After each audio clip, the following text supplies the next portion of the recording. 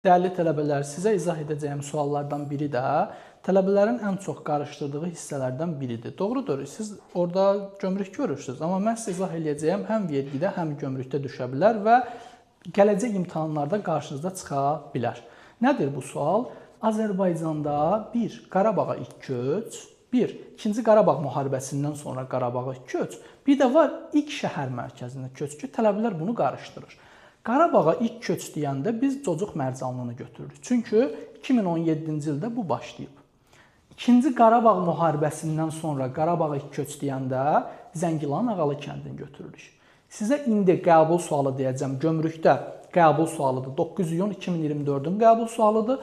İlk şəhər mərkəzinə köç Laçından başlayıb.